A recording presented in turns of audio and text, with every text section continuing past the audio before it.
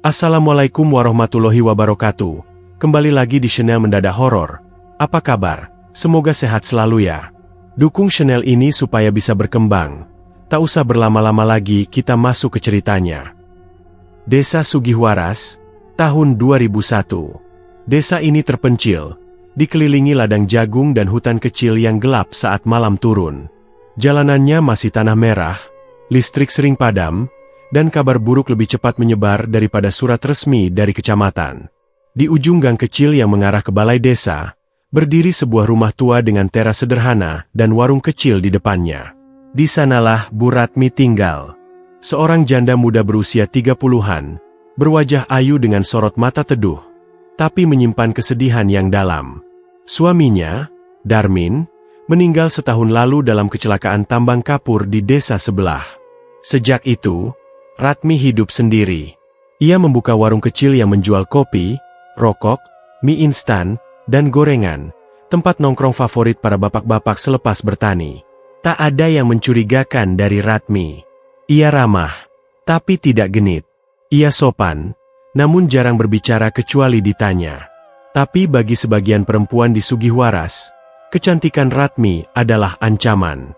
Terutama bagi Bu Sulastri, istri dari kepala desa Sugihwaras, Pak Suraji. Awalnya hanya tatapan curiga. Tatapan yang muncul setiap kali Pak Kades pulang dari ronda malam dan bajunya tercium bau kopi hitam yang khas dari warung Ratmi. Lalu berubah menjadi pertanyaan yang menggigit. Tadi mampir ke warung Ratmi lagi, ya? Pak Suraji tertawa santai. Lah, cuma beli rokok, las. Masa dilarang? Namun tawa itu justru menjadi duri bagi hati Bu Sulastri. Ia mulai memperhatikan lebih teliti. Setiap kali suaminya pulang terlambat, ia langsung mencium bajunya. Setiap kali Ratmi belanja ke warung desa, ia memperhatikan siapa yang menyapanya. Dan ia mulai merasa semakin terpojok. Puncaknya terjadi pada malam minggu, saat hujan deras mengguyur Sugihwaras. Pak Suraji belum pulang dari balai desa. Saat Bu Sulastri mencari dengan payung, ia melihat samar bayangan lelaki berdiri di depan warung Ratmi, disinari temaram lampu petromas yang redup. Meski tak jelas, bentuk tubuh dan tinggi itu sangat ia kenali, suaminya sendiri. Detik itu juga, dada Bu Sulastri mendidih. Amarah bercampur malu, seperti air mendidih yang dituang ke atas bara. Ia pulang dengan mata merah dan tangan mengepal. Di kepalanya hanya ada satu pikiran, Ratmi harus disingkirkan. Keesokan paginya, Sugihwaras mulai digerogoti bisik-bisik. Bu Sulastri menyebar cerita bahwa Ratmi punya ilmu pelet. Bahwa Ratmi tidak pernah benar-benar setia pada almarhum suaminya. Ia menuduh Ratmi sengaja membuka warung sebagai kedok untuk menggoda suami orang. Katanya, Pak Suraji bukan satu-satunya yang sering mampir. Ia menyebut nama beberapa laki lain, menyebarkannya ke ibu-ibu PKK, ke penjual sayur, bahkan ke anak-anak sekolah. Awalnya hanya desas-desus. Tapi seperti kabut, gosip itu cepat merayap dan menutup mata semua orang. Warga mulai menjauhi Ratmi.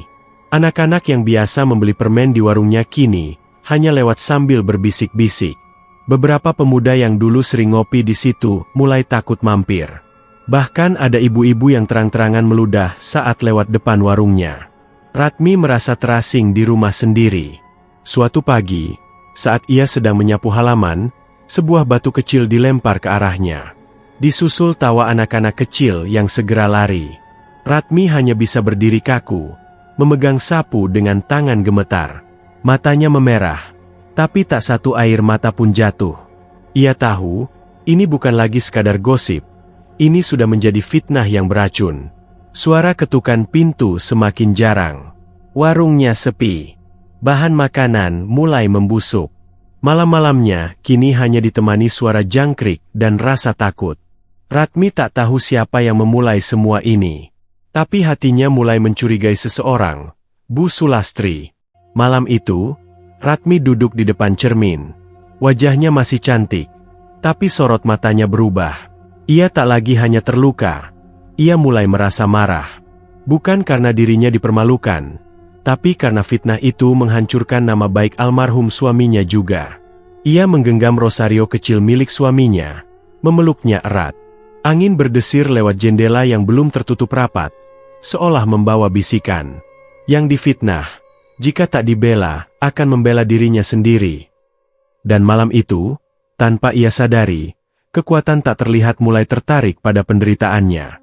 Sesuatu yang lama tertidur di tanah Sugihwaras, kini mengintip dari balik hutan. Sejak pagi buta, suara-suara lirih mulai mengalir dari satu mulut ke mulut lainnya di sudut-sudut desa Sugihwaras.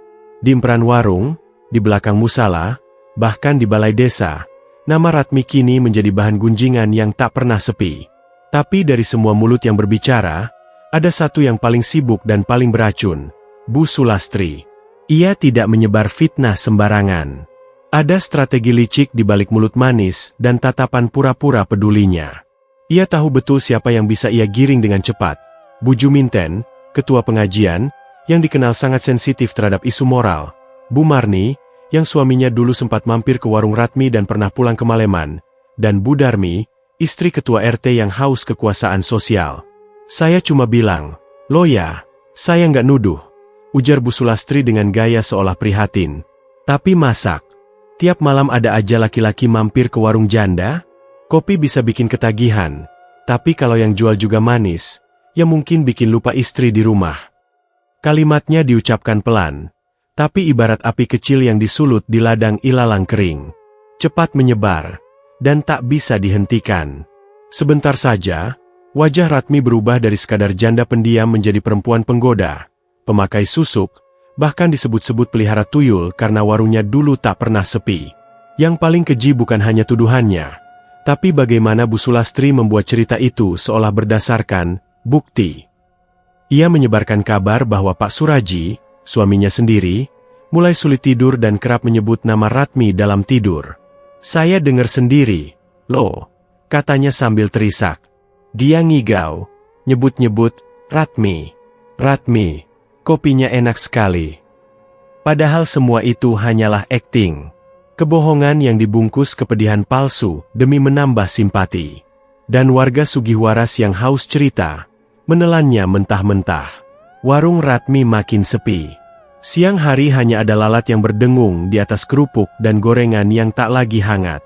Mie instan di rak mulai berdebu. Bahkan anak-anak kecil yang dulu suka beli permen sekarang hanya lewat dengan wajah takut-takut, karena orang tua mereka melarang mendekat. Ratmi masih mencoba bertahan. Setiap pagi ia tetap membuka warung, menyusun botol sirup dan toples kue seperti biasa, meski tak satu pun orang datang. Ia mencoba tersenyum saat lewat di depan rumah tetangga, tapi hanya mendapat lirikan sinis dan pintu yang buru-buru ditutup. Hingga suatu hari, peristiwa memalukan itu terjadi. Pagi itu, Ratmi keluar untuk membuang sampah ke belakang rumah. Saat ia membuka pintu belakang, matanya menangkap 3 anak laki-laki usia SD berdiri di kebun belakang sambil memandangi rumahnya. Mereka tertawa cekikikan. Lalu salah satunya berteriak, "Hih, janda penggoda, suka tidur sama suami orang." Ratmi kaget, wajahnya memucat, tangan yang memegang ember sampah gemetar. Tapi sebelum sempat berkata apa-apa, salah satu dari anak itu melempar batu kecil yang mengenai dinding rumahnya. Lalu mereka lari sambil tertawa puas. Siang itu Ratmi duduk di dapur dengan mata kosong. Wajahnya yang dulu tenang kini tampak lelah, penuh garis cemas dan kantung hitam di bawah mata. Ia tak menangis. Air matanya sudah kering. Yang tersisa hanya sunyi dan rasa hancur yang membeku di dada. "Apa salahku, Tuhan?" bisiknya lirih. "Apa aku sebegitu hinanya karena ditinggal mati oleh suamiku?" Namun kegilaan fitnah itu belum berhenti. Sore harinya, Ratmi mendapati sehelai daun sirih yang disisipkan di bawah keset pintu warungnya. Daun itu ditusuk 3 jarum kecil dan dilumuri darah ayam. Orang-orang desa percaya itu tanda peringatan, semacam teror gaib yang biasa dilakukan sebelum seseorang dikirimi ilmu hitam. Ratmi memungutnya dengan tangan gemetar, lalu membuangnya ke api kompor. Tapi bau anyir darah di tangannya seolah tak mau hilang meski sudah dicuci berkali-kali. Malam harinya, ia tidur sambil menyelubungi tubuhnya dengan selimut dan lampu terang. Tapi dalam gelap hatinya, ia tahu, ada sesuatu yang sedang bergerak diam-diam, dan bukan dari dunia ini.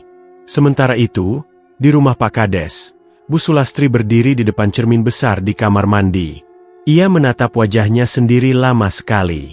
Mungkin, jauh di dalam hatinya, ia mulai dihantui perasaan bersalah. Tapi bisikan iri lebih kuat dari suara nurani. Aku tidak akan kalah dari janda murahan itu, gumamnya sambil menyisir rambut. Kalau warga sudah muak padanya, tinggal satu langkah lagi. Ia membuka laci tua di kamar dan mengeluarkan sebuah sapu tangan hitam. Sapu tangan milik Ratmi yang pernah diselipkannya diam-diam saat Ratmi menjatuhkannya di pengajian beberapa bulan lalu. Ia menyimpannya diam-diam untuk suatu tujuan yang belum ia ucapkan, tapi kini waktunya hampir tiba. Di luar, malam kembali menyelimuti desa Sugihwaras. Bulan menggantung redup di langit berkabut, dan dari kejauhan, suara anjing melolong panjang. Sebuah pertanda bahwa sesuatu yang gelap sedang dibangkitkan. Hutan keramat di pinggiran desa Sugihwaras bukan tempat yang biasa dikunjungi orang. Pepohonannya rapat dan tinggi, cahaya matahari nyaris tak pernah menembus ke dalam. Bahkan saat siang, udara di sana dingin dan berbau tanah basah. Di sanalah tinggal seorang lelaki tua yang disebut-sebut warga sebagai Mbah Samin, dukun warisan zaman penjajahan, ahli dalam ilmu hitam dan santet kuno yang diturunkan dari leluhur. Tak ada yang berani menyebut namanya terang-terangan. Mereka hanya menyebutnya, orang tua dari timur, atau Sing Embuka Pintu Malam. Tapi malam itu, Bu Sulastri melangkah sendiri ke sana, dengan langkah berat dan napas yang mulai sesak. Di tangannya tergenggam erat sebungkus kain putih berisi sesajen, segenggam rambut Ratmi yang ia curi dari sisir warung, potongan kuku, darah ayam cemani yang ia sembelih sendiri tadi sore, dan sehelai sapu tangan hitam milik Ratmi. Bulan purnama menggantung pucat di langit. Langit tampak kosong, tanpa bintang, seolah dunia menahan napas. Jalan setapak menuju gubuk Mbah Samin penuh ranting kering dan kabut tipis. Angin malam terasa aneh, tidak dingin, tapi seperti menyentuh kulit dengan jari-jari tak kasat mata. Bu Sulastri menelan ludah. Rasa takut mulai muncul, tapi dendam lebih kuat dari nalar. Ia telah dihina cukup lama. Ia muak menjadi bahan tertawaan dalam bisik-bisik di pasar. Ia tak bisa membiarkan suaminya direbut oleh janda murahan. Jika fitnah belum cukup menghancurkan Ratmi, maka santet akan menjadi alat terakhirnya. Gubuk Mbah Samin berdiri di tengah lingkaran batu tua, seolah terkurung di antara dua dunia. Cahaya redup dari pelita kuno menyala dari balik bilik bambu. Bu Sulastri menghela napas dalam-dalam, lalu mengetuk pintu 1 kali, 2 kali. Tak lama, suara parau dari dalam menjawab, "Masuk, sudah ditunggu sejak seminggu lalu." Bulu kuduk Bu Sulastri langsung berdiri. Ia tak pernah memberitahu siapapun, apalagi Mbah Samin. Tapi dukun itu seolah tahu segalanya. Ia mendorong pintu dan masuk. Bau dupa bercampur amis darah memenuhi ruangan. Di tengah, duduk Mbah Samin dengan tubuh kurus tinggal tulang, matanya putih pucat, dan kulitnya penuh guratan seperti akar pohon tua. "Bawa tumbalmu," katanya tanpa melihat. Bu Sulastri meletakkan bungkusan sesajen di atas kain hitam di lantai. Tangannya gemetar, tapi ia tak mundur. "Aku ingin kau hancurkan Ratmi. Janda itu. Biar tubuhnya busuk, hidupnya merana, dan kalau bisa mati sebelum tahun ini berganti." Mbah Samin mengangguk perlahan, lalu menyentuh sesajen itu dengan jari-jarinya yang panjang dan dingin.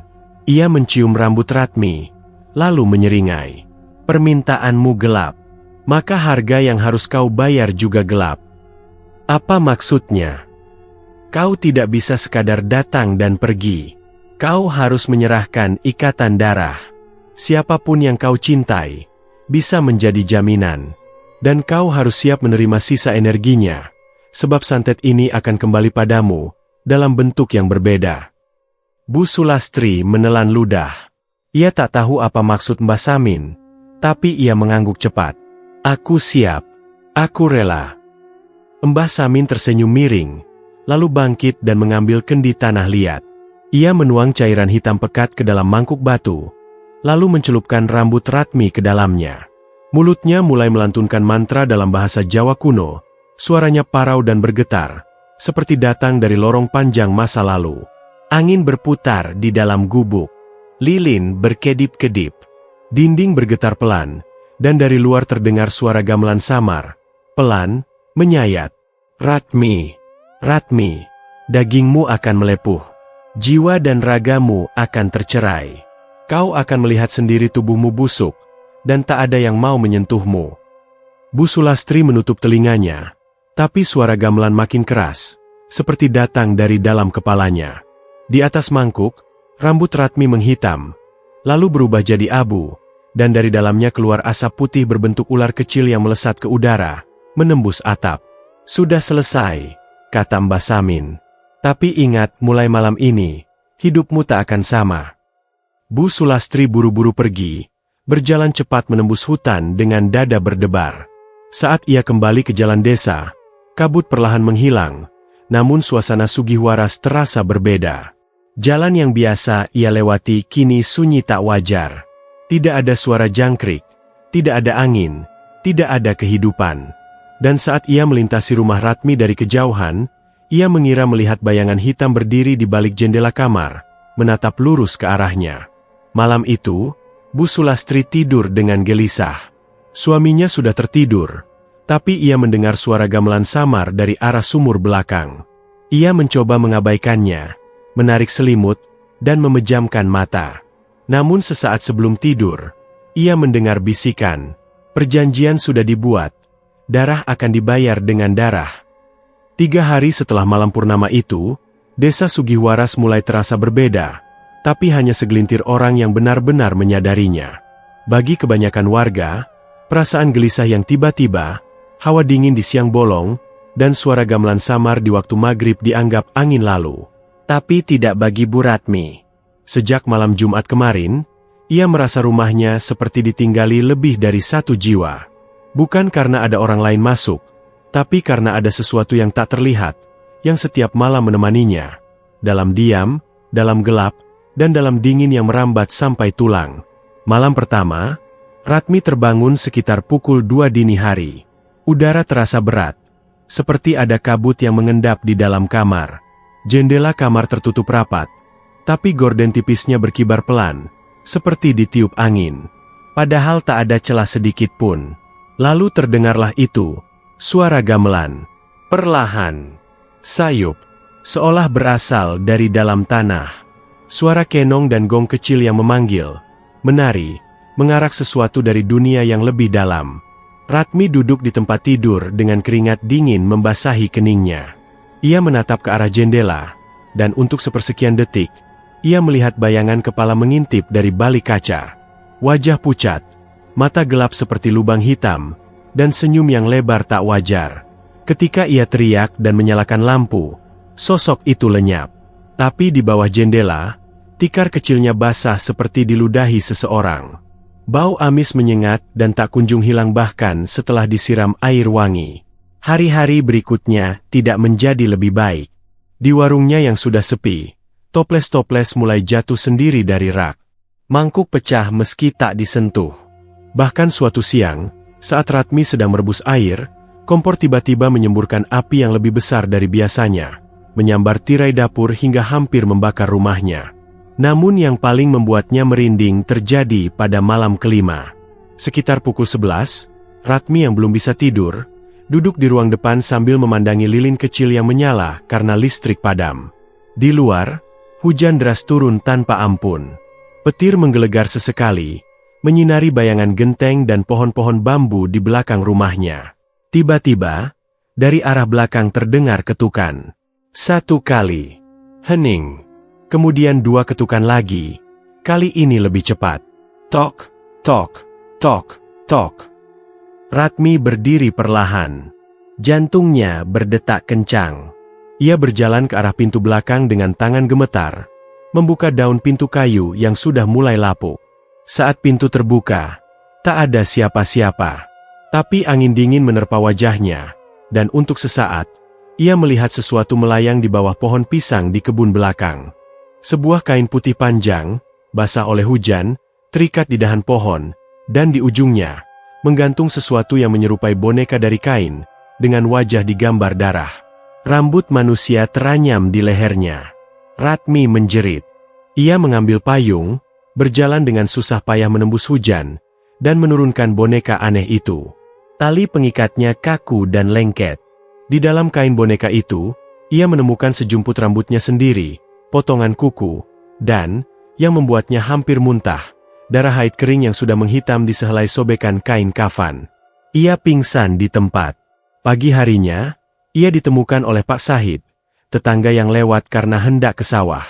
Ratmi dibopong ke dalam rumah, wajahnya pucat dan dingin seperti mayat. Saat sadar, matanya kosong dan hanya bisa berucap satu kata, "Angin, selatan." Sejak saat itu, tubuh Ratmi mulai berubah. Kulitnya yang dulu bersih kini ditumbuhi bercak-bercak hitam seperti luka bakar. Di punggungnya muncul benjolan-benjolan kecil yang terasa panas saat disentuh. Nafasnya pendek, rambutnya mulai rontok, dan setiap malam, ia bermimpi berada di tengah sawah, dikelilingi api kecil dan suara gamelan yang mengantarnya ke sumur tua di belakang hutan. Tapi yang paling aneh, Ratmi mulai mendengar bisikan. Suaranya serak, kadang lelaki, kadang perempuan. Tapi selalu sama. Siapa yang percaya padamu? Mereka yang menertawakan akan ikut kau bawa nanti. Warga mulai merasakan getaran aneh. Beberapa orang yang lewat depan rumah Ratmi mengaku melihat bayangan perempuan menggantung di atas atap, dengan rambut menjuntai ke tanah dan mata menatap lurus ke bawah. Bahkan Bu Marni, yang dulu paling rajin menyebar fitnah, mengaku mendengar suara tangisan dari kolong ranjangnya setiap malam, padahal rumahnya jauh dari rumah Ratmi. Namun anehnya, semua itu tak membuat orang bersimpati. Justru semakin banyak yang percaya bahwa Ratmi memang memelihara makhluk halus, dan kini makhluk itu mulai mengamuk karena pemiliknya sakit. Ada yang bilang Ratmi kesurupan. Ada pula yang bilang ia sedang dihukum karena menyantet suami orang. Padahal, dialah korban dari santet yang paling kejam. Dan di malam ketujuh, angin dari arah selatan bertiup lebih kencang dari biasanya, membawa bau anyir, tanah basah, dan bisikan-bisikan yang mengisi celah rumah. Lilin padam, ayam tak berkokok, dan dari dalam lemari dapur, terdengar suara tawa cekikikan, pelan, namun menyayat. Pagi itu, Ratmi bangun dengan rasa nyeri hebat di sekujur tubuh. Matanya bengkak, kulit wajahnya terasa panas dan mengelupas seperti terbakar matahari. Saat mencoba bangkit dari tempat tidur, ia merasakan tubuhnya berat dan lemas, seolah darah dalam dirinya tak lagi mengalir. Langkah pertamanya menuju kamar mandi membuatnya limbung. Ia menahan dinding, namun kakinya terpeleset oleh sesuatu yang licin, cairan berlendir kehijauan yang menetes dari ranjangnya sendiri. Dengan tubuh gemetar, ia menunduk, dan hampir memuntahkan isi perutnya. Dari tempat tidur yang semalam ia tiduri, mengalir cairan kental berbau busuk. Di balik kasurnya, ia menemukan belatung menggeliat keluar dari sobekan kain sprei, padahal tak ada bangkai atau sisa makanan yang bisa jadi penyebabnya. Ratmi menjerit, tapi suara itu hanya bergema dalam rumahnya yang sepi. Tak ada yang datang, tak ada yang peduli. Di desa Sugihwaras, namanya sudah jadi aib, dan penderitaannya dianggap sebagai balasan setimpal oleh sebagian warga. Ia mencoba membasuh wajahnya, tapi saat bercermin, lututnya lemas. Setengah pipinya membiru, seperti membusuk dari dalam, dan kulit lehernya dipenuhi gurat merah kehitaman seperti urat pecah. Bibirnya pecah-pecah dan bernanah, seolah ia tak minum air berminggu-minggu, padahal tiap malam ia minum bergelas-gelas. Hari-hari selanjutnya, keadaan makin memburuk. Kulit di bagian punggungnya mulai mengelupas. Saat ia mengangkat bajunya, terlihat lapisan kulit seperti daging ayam mentah, basah dan berlendir. Bau busuk menyelimuti tubuhnya, tak peduli berapa kali ia mandi. Bahkan saat menyiram tubuhnya dengan air jeruk nipis dan rendaman daun bidara, kulitnya justru melepuh seperti disiram asam. Pernah sekali ia mencoba datang ke bidan desa. Tapi begitu melihat wajah Ratmi yang membengkak dan tubuhnya yang mengeluarkan cairan aneh, sang bidan hanya melongo lalu perlahan menutup pintu. "Maaf, saya sedang banyak pasien," ucapnya pelan, lalu menutup jendela dengan tergesa-gesa. Ratmi terduduk di depan rumah bidan, menahan tangis. Ia sadar, semua orang telah meninggalkannya. Bahkan Tuhan terasa jauh, dan rumahnya terasa lebih mirip kuburan hidup. Suatu malam, ia terbangun karena merasakan gerakan aneh di dalam perutnya. Ia mengangkat bajunya, dan melihat bagian perutnya bergerak seperti ada sesuatu yang hidup di balik kulit. Ia menjerit panik, menampar-nampar perutnya, berharap itu hanya mimpi.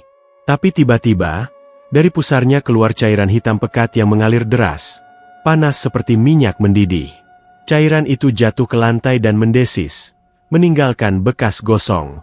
Ia muntah. Dari mulutnya keluar lendir bercampur darah dan potongan rambut. Ya, rambut, panjang dan basah seperti baru ditarik dari tenggorokan. Tak ada satupun yang bisa dijelaskan secara medis. Tapi Ratmi tahu, ia sedang dibunuh perlahan oleh sesuatu yang tak terlihat. Penderitaan itu membuat pikirannya mulai goyah. Ia mulai berbicara sendiri, kadang tertawa tanpa alasan, kadang menangis histeris di sudut kamar. Ia melihat bayangan dirinya di cermin bergerak tanpa ia gerakan. Kadang, saat ia tidur, ia merasa tubuhnya diseret oleh tangan-tangan dingin dari bawah ranjang. Tapi saat bangun, tak ada siapa-siapa, hanya bekas cakaran berdarah di kakinya. Warga Sugihwaras, yang dulu cuma bergosip, kini mulai ketakutan. Aroma busuk dari rumah Ratmi bisa tercium sampai depan gang. Anak-anak dilarang lewat. Ada yang mengatakan melihat asap hitam keluar dari atap rumahnya. Ada pula yang mengaku melihat Ratmi berjalan tengah malam dengan tubuh setengah telanjang, mengelilingi pohon beringin tua sambil menggumamkan kalimat tak dikenal. Dia kesurupan jin jahat, ujar Bu Marni dengan suara lirih saat pengajian. Mungkin dia pelihara, tapi sekarang jinnya berbalik menyerang. Tak ada satupun yang berani menolong. Bahkan Pak Suraji, yang sebenarnya diam-diam merasa bersalah karena pernah mampir ke warung Ratmi, kini memilih tutup mulut. Ia takut rumah tangganya hancur, takut dicap pembela pezina. Maka, Ratmi dibiarkan membusuk hidup-hidup di rumah yang sudah berubah seperti liang lahat. Malam ke-21 setelah santet dikirim, Ratmi duduk di depan cermin, menatap wajahnya yang sudah tak bisa dikenali. Matanya merah, kulitnya bolong-bolong, dan dari telinga kirinya mengalir darah beku. Tapi ada satu yang tetap utuh, matanya. Mata itu menatap dengan kebencian yang perlahan berubah menjadi dendam membara. Kalau memang aku harus mati, gumamnya, maka biar ku tarik mereka bersamaku. Di luar, angin bertiup lebih kencang dari biasanya. Daun-daun beterbangan. Pintu rumah Ratmi terbuka sendiri, dan suara langkah kaki terdengar di lantai kayu. Tapi ia tidak takut lagi. Malam itu, Sugihwaras diselimuti kabut. Dan beberapa warga yang lewat depan rumah Ratmi, melihat sesuatu yang membuat mereka lari terbirit-birit. Seseorang duduk di atap rumah Ratmi, dengan tubuh gosong, rambut acak-acakan, dan tangan yang memegang boneka jerami meneteskan darah. Sosok itu menatap mereka, dengan mata penuh amarah. Pagi itu, langit Sugihwaras gelap meski matahari sudah seharusnya terbit. Kabut tipis menyelimuti jalan-jalan tanah, membuat suasana seperti pagi di pemakaman. Burung tidak berkicau, ayam tidak berkokok. Semua terasa beku. Di ujung gang paling sunyi, rumah Bu Ratmi tampak seperti bangunan tua yang siap rubuh. Dindingnya lembab, penuh bercak jamur dan bekas cakar-cakaran seperti binatang liar pernah mengamuk di sana. Bau anyir yang menyengat menusuk hidung warga hingga radius 5 meter. Tak ada yang berani mendekat. Tapi pagi itu, Budi, anak remaja tetangga sebelah yang biasa lewat saat berangkat ke sawah, merasa terganggu oleh suara aneh. Ngik, ngik, Suara seperti besi berkarat yang digeret di lantai, bercampur suara lirih seorang perempuan menangis, namun serak seperti tercekat darah. Awalnya Budi pikir itu halusinasi. Tapi ketika melewati pagar rumah Ratmi, ia melihat pintu rumah terbuka lebar, dan lalat hitam berkerumun di ambang pintu, seperti tertarik pada bangkai busuk. Nalurinya memerintahkannya pergi. Tapi rasa penasaran dan bisikan halus membuat langkahnya masuk pelan-pelan. Begitu melangkah ke dalam rumah, bau kematian menyergap kuat, menusuk hingga ke tenggorokan. Lantai penuh bercak darah dan cairan hitam mengering. Gorden sobek, kursi reo terbalik, dan cermin di dinding retak membentuk pola seperti wajah menangis. Bu! Bu Ratmi? Panggil Budi, meski suaranya sendiri terdengar sumbang di dalam rumah yang hening. Tak ada jawaban. Tapi dari balik kamar, terdengar suara air menetes. Budi melangkah makin dalam. Saat membuka pintu kamar yang setengah tertutup, ia menjerit sekuat tenaga. Tubuh Bu Ratmi tergantung di langit-langit kamar, diikat dengan kain kafan lusuh yang menjerat lehernya. Tubuhnya sudah membengkak parah. Wajahnya tak lagi bisa dikenali. Kulitnya pecah-pecah dan dari rongga matanya keluar belatung yang menggeliat turun. Lidahnya menjulur panjang hingga menyentuh dada, dan di kedua tangannya tergenggam erat rambutnya sendiri, dicabut sampai ke akar, penuh darah. Yang membuat Budi muntah dan jatuh terduduk adalah tulisan besar di dinding kamar, ditulis dengan darah. Aku tak berzina. Tak butuh waktu lama, kabar kematian Bu Ratmi menyebar ke seluruh desa. Warga berdatangan, tapi bukan untuk berduka.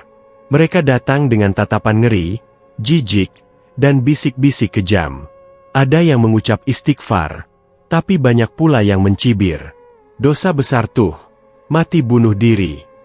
Pantas perempuan penggoda, akhirnya begitu juga. Darahnya najis, pasti kuburnya ditolak bumi. Bahkan Bu Sulastri, perempuan yang pertama memfitnah Ratmi, datang ke lokasi.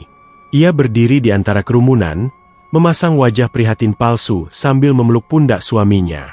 Kasihannya, semoga diampuni, ucapnya dengan nada sinis yang nyaris tak bisa disembunyikan. Tapi tak semua orang merasa tenang. Pak Suraji, sang kepala desa, mulai tampak gelisah.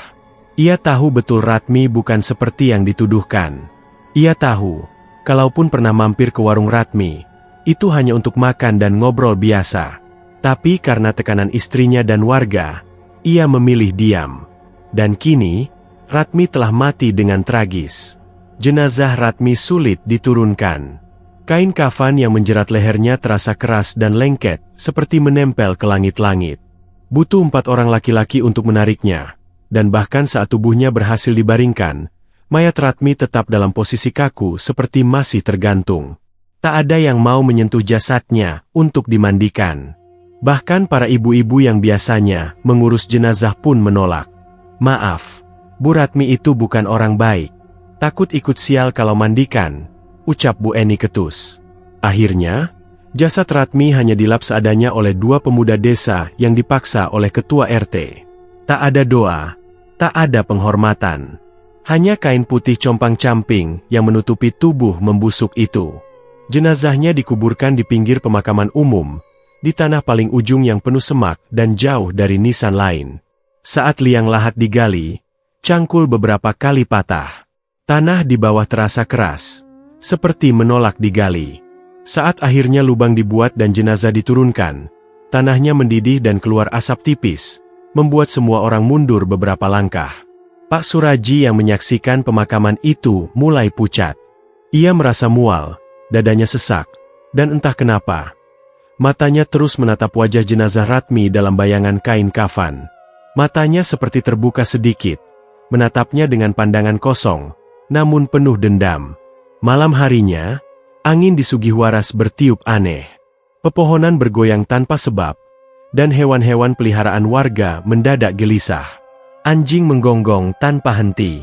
Kucing melolong menghadap langit. Bahkan ayam berkokok tengah malam dengan suara serak dan putus-putus. Dan saat jam menunjuk pukul 2.33 dini hari, sebagian warga yang tinggal dekat kuburan mendengar suara dari tanah Ratmi. Aku tak bersalah. Suara itu pelan, seperti bisikan dari bawah tanah, namun cukup jelas untuk membuat siapapun merinding. Malam itu, Sugihwaras tidak bisa tidur. Warga menutup pintu rapat-rapat, membaca doa, dan mengurung diri. Tapi mereka tahu, arwah yang dizalimi tidak akan tenang. Dan yang pertama akan merasakannya, adalah mereka yang memfitnah. Sudah 5 hari sejak jasad Bu Ratmi dikubur. Tapi desa Sugihwaras justru semakin diliputi kegelapan. Langit selalu mendung, bahkan matahari pun seolah enggan bersinar. Warga mulai gelisah. Bukan karena rasa bersalah, tapi karena teror mulai datang satu persatu. Malam itu, Bu Sulastri terbangun karena suara keran air menetes dari dapur. Ia mengerutkan dahi. Biasanya ia sudah memastikan semua keran tertutup sebelum tidur. Dengan kesal, ia turun dari ranjang, menyambar senter, lalu menuju dapur. Ketika menyalakan lampu, keran ternyata tertutup rapat. Tapi suara tetesan tetap terdengar. Tok, tok, tok. Suaranya bukan dari air, melainkan dari atap rumah, seperti ada sesuatu yang memukul genteng dengan jari-jari keras. Tok, tok, tok. Pelan-pelan suara itu turun ke jendela, lalu ke tembok, lalu ke pintu. Bu Sulastri mematung. Senter di tangannya mulai bergetar. Jantungnya berdetak tak beraturan. Saat suara itu akhirnya berhenti, ia mencoba menarik napas lega. Namun tiba-tiba, krek.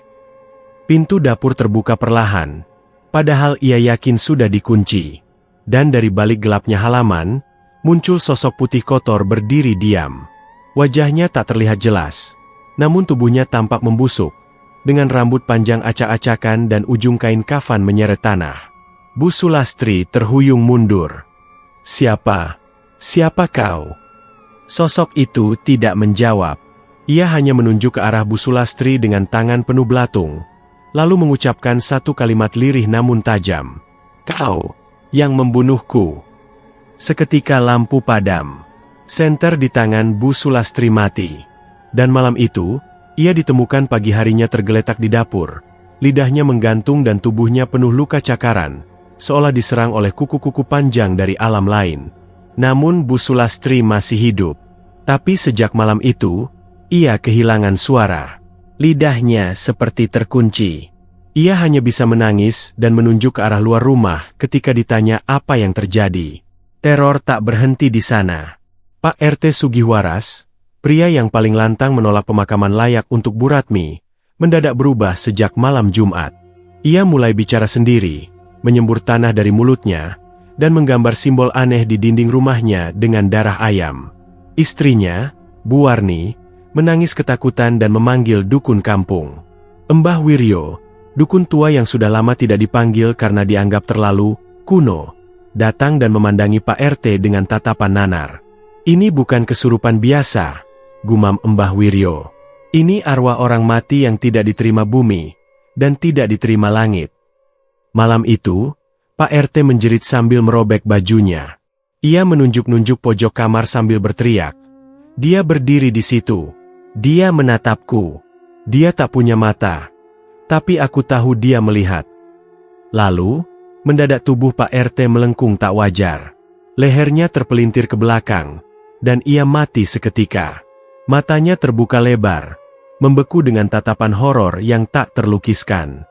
Desa Sugihwaras semakin mencekam. Tak ada yang berani keluar malam. Bayangan Ratmi mulai sering terlihat di cermin, di sumur, bahkan di atas pohon bambu dekat balai desa. Bahkan anak-anak kecil pun mulai diganggu. Seorang bocah bernama Bayu yang pernah melempari warung Bu Ratmi kini setiap malam menggigiti kukunya sampai berdarah. Ia berbisik terus-menerus. Bu Ratmi marah, Bu Ratmi marah. Hingga akhirnya ia ditemukan mati tengkurap dengan wajah membiru. Pak Suraji, sang kepala desa, akhirnya tak tahan. Ia datang malam-malam ke rumah Mbah Wiryo. Hujan deras mengguyur saat itu, namun ia tetap memaksa masuk. Pakaiannya basah kuyup, wajahnya pucat. Aku ingin bicara soal Bu Ratmi, katanya lirih. Mbah Wiryo mengangguk pelan. Sudah waktunya kebenaran diungkap. Di depan api kecil dan aroma dupa, Pak Suraji mengaku semuanya. Ia tahu Ratmi tidak bersalah. Bahkan ia mengaku pernah hampir jatuh hati pada Ratmi karena kelembutan dan keteguhannya. Tapi karena tekanan Sulastri dan warga, ia diam. Ia biarkan fitnah merajalela. Ia biarkan Ratmi dimatikan perlahan. Aku takut. Tapi sekarang aku lebih takut pada arwahnya, katanya sambil menangis. Mbah Wiryo menatapnya tajam. Arwah yang dizalimi akan selalu menuntut yang paling bertanggung jawab. Pak Suraji membeku. Dan kau adalah orang yang paling tahu kebenaran, tapi memilih bungkam. Malam berikutnya, Suara gonggongan anjing tak berhenti dari rumah kepala desa. Warga datang, tapi menemukan rumah kosong. Pintu terbuka, lampu menyala, tapi tak ada satupun tanda keberadaan Pak Suraji dan Bu Sulastri. Di kamar utama, hanya ada tulisan besar di tembok, tergores dengan darah. Keadilan tidak bisa dibungkam. Dan di tempat tidur, tergelar sehelai kain kafan berdarah, dengan sejumput rambut dan 2 gigi manusia di atasnya. Desa Sugihwaras gempar. Dan untuk pertama kalinya, warga tak lagi saling menyalahkan. Mereka mulai takut. Takut pada kebenaran yang mereka bungkam. Takut pada dosa kolektif yang mereka tertawa-tawakan. Tapi terlambat. Arwah Bu Ratmi telah bangkit. Dan ia tak akan berhenti. Sampai semua yang menertawakan penderitaannya ikut merasakan kematian dalam ketakutan. Langit desa Sugihwaras masih kelabu. Sejak kematian Pak RT dan hilangnya Pak Kades bersama istrinya, suasana desa semakin sunyi. Hanya angin yang terdengar bersiulan pelan, seolah membawa bisikan dari alam gaib. Makam Bu Ratmi terletak di pojok pekuburan desa, dekat pohon asam tua yang dikenal angker. Di sanalah, tubuh janda yang difitnah itu dimakamkan secara tergesa dan tanpa doa yang layak. Tidak ada tahlilan, tidak ada doa dari warga. Ia dikuburkan seperti bangkai, dan kini tanah kuburnya mulai menunjukkan keganjilan. Malam itu, Mbah Wiryo kembali dipanggil warga. Kali ini oleh penggali kubur bernama Pak Idi, yang wajahnya pucat pasi saat tiba di rumah sang dukun. "Mbah, tanah kuburan Bu Ratmi aneh," katanya sambil gemetar. "Apa yang terjadi, Le?" tanya Mbah Wiryo serius. Pak Idi menelan ludah. Tiap malam, tanahnya seperti menggembung. Bahkan tadi pagi, nisan Ratmi roboh sendiri. Aku perbaiki, sore ini jatuh lagi. Mbah Wiryo menghela napas berat. Itu artinya, arwahnya belum tenang. Mungkin, malah belum menerima bahwa dia sudah mati. Keanehan terus terjadi. Seorang ibu yang melewati makam Bu Ratmi mengaku mendengar suara tangisan dari bawah tanah. Suara perempuan mengerang, "Aku tidak bersalah, aku tidak bersalah." Berulang-ulang, kabar itu menyebar cepat. Beberapa anak muda nekat mendatangi makam Ratmi malam-malam untuk membuktikan kebenarannya. Mereka datang dengan rokok dan senter, tertawa-tawa seperti sedang uji nyali. Namun malam itu, hanya 2 dari mereka yang pulang. Yang satu bernama Gilang ditemukan paginya dalam keadaan linglung, mulutnya berbusa, dan matanya terus melotot ke langit tanpa pernah berkedip. Tubuhnya gemetar seperti kedinginan, padahal matahari pagi menyengat. Dia bangun dari tanah. Rambutnya panjang, matanya bolong, dia marah karena dikubur hidup-hidup. Jerit Gilang sebelum akhirnya pingsan lagi. 2 temannya hilang tanpa jejak. Sejak malam itu, warga mulai percaya bahwa makam Ratmi menolak diam. Bahkan setiap tengah malam, tanah kuburan itu menggeliat sendiri, seperti perut yang bernapas. Nisan terus tumbang, dan di sekitarnya tumbuh jamur-jamur aneh berwarna merah darah.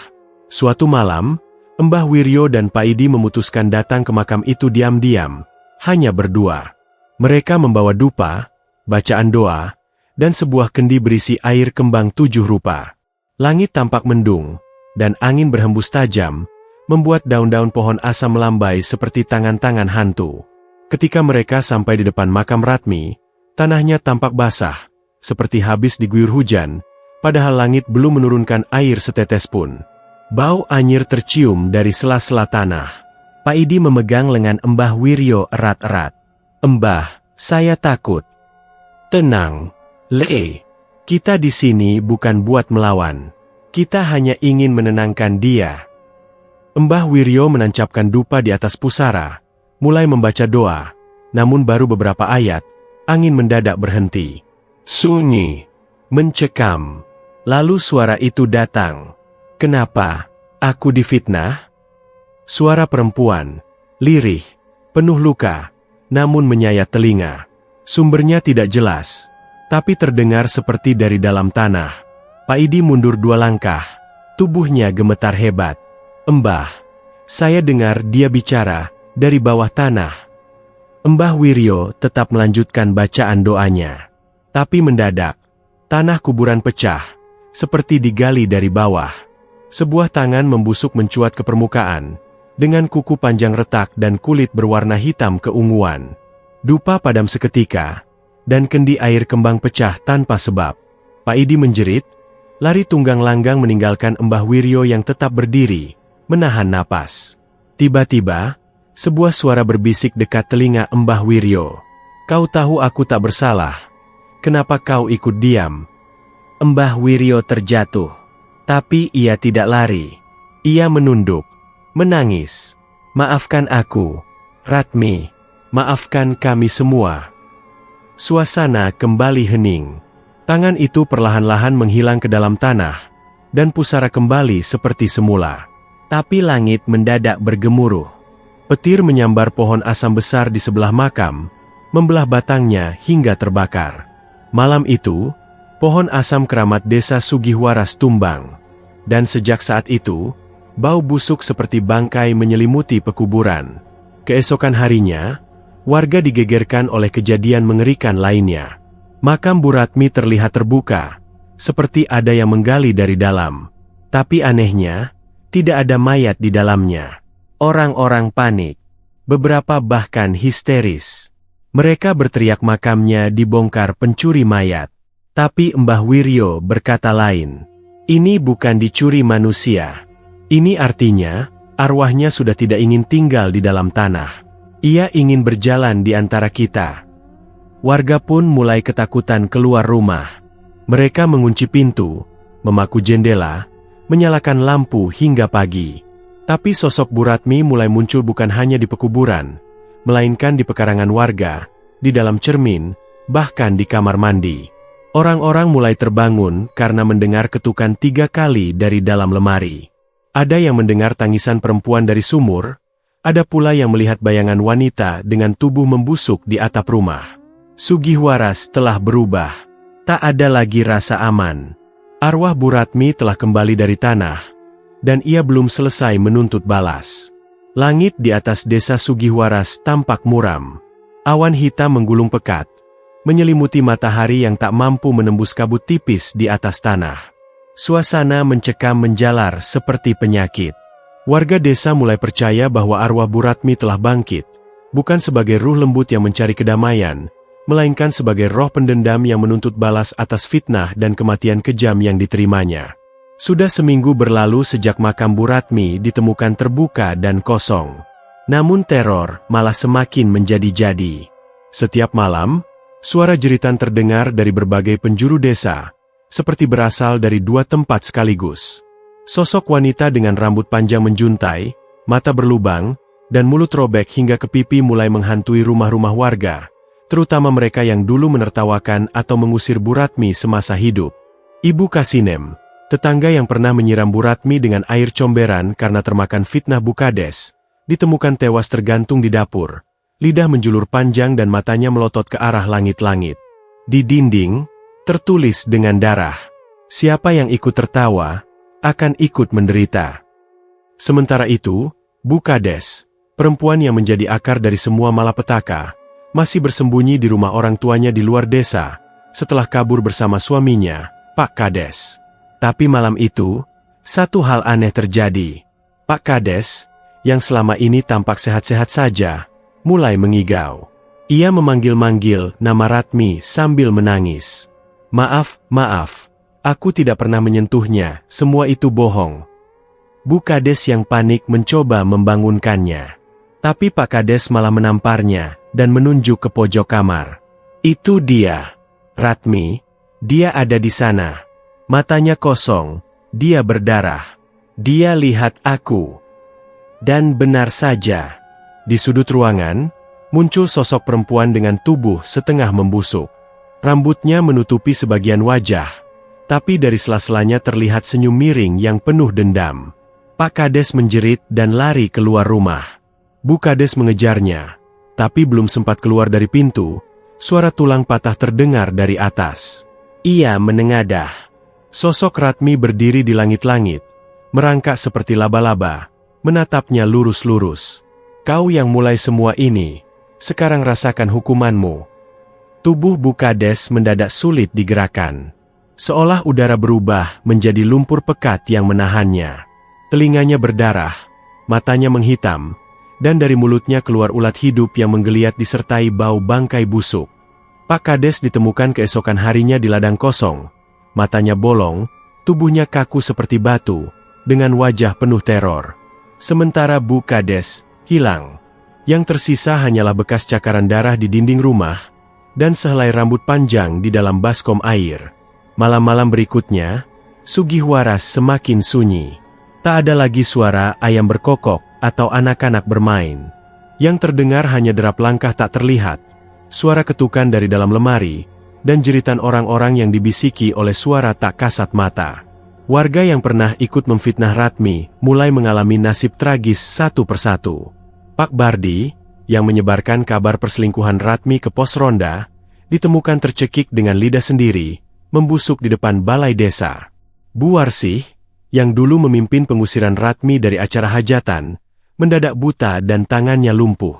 Ia mengaku melihat wajah Ratmi muncul di setiap mimpi, menyeringai, membisikkan satu kalimat berulang-ulang. "Fitnahmu adalah pembunuhanku." Bahkan anak-anak pun ikut dihantui. Seorang bocah berusia 6 tahun bernama Seno ditemukan menangis di sudut rumah, berkata bahwa tante rambut panjang mengajaknya bermain di dalam tanah. Masyarakat panik, dan satu persatu mulai meninggalkan desa. Sebagian pergi ke kota, sebagian lagi memilih pindah ke desa sebelah. Tapi setiap orang yang ikut terlibat dalam persekusi Bu Ratmi, bahkan hanya sebagai penonton yang diam, mendapat teror. Mereka yang mencoba menggelar pengajian pun gagal. Mikrofon pecah. Al-Quran yang dibaca tiba-tiba terbakar di tangan ustaz muda. Bahkan kuburan Bu Ratmi yang hendak dibersihkan oleh tokoh agama, kembali tertutup dengan tanah baru, seolah ditimbun dari dalam. Sisa warga yang masih bertahan akhirnya berkumpul di rumah Mbah Wiryo, berharap ada cara untuk mengakhiri teror ini. Mbah Wiryo duduk di tengah lingkaran dupa, dengan wajah lelah dan mata merah. Tidak ada doa yang bisa menenangkan arwah yang mati karena fitnah, ucapnya perlahan. Yang bisa kalian lakukan hanyalah mengaku. Satu persatu warga menangis, menyebutkan dosa mereka terhadap Ratmi. Ada yang mengaku pernah melempari rumahnya dengan batu. Ada yang pura-pura tidak tahu saat Ratmi diseret oleh warga. Namun, bahkan setelah pengakuan itu, teror belum berhenti. Malam terakhir sebelum seluruh desa benar-benar kosong, suara azan maghrib tiba-tiba berubah menjadi suara tangisan. Listrik padam. Lampu-lampu minyak pecah sendiri. Dari ujung desa terdengar suara langkah kaki yang berat, menyeret, seperti tubuh basah yang diseret lumpur. Di balai desa, orang-orang melihat sosok Ratmi berdiri di podium, mengenakan baju compang-camping, wajahnya hancur, satu mata menganga lebar tanpa kelopak. Kalian membunuhku dengan fitnah, sekarang kalian kubawa masuk ke dalamnya. Teriakan menggelegar terdengar. Orang-orang berlarian, tapi tak ada yang bisa keluar. Jalan keluar desa tertutup kabut, dan siapapun yang masuk ke dalamnya, tidak pernah kembali. Keesokan harinya, Sugihwaras menjadi desa mati. Rumah-rumah kosong. Tak ada manusia. Hanya sisa-sisa pakaian berserakan, dan di tengah jalan desa, sebuah nisan batu hitam berdiri sendiri. Di atasnya tertulis, "Ratmi tidak pernah bersalah, tapi dibunuh oleh lidah kalian." Dan siapapun yang berani masuk ke desa itu kini, akan mendengar suara perempuan menangis dari dalam tanah.